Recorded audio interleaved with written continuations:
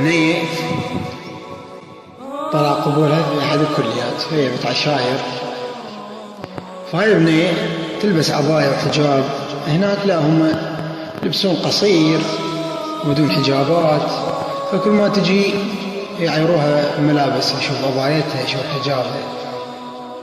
فذاك اليوم مجت فقال واحد عليها شوف عبايتها شوف عبايتها، فردت عليه رد مؤدب، ضاعت له قالت له تعيرني بعبات تقول له مو ديال لك يا مو ديال هذا وكافي هاللغوه، انا بنت ناس طيبه وانا بنت بيوت، انا بنت العشاير واهل المروه.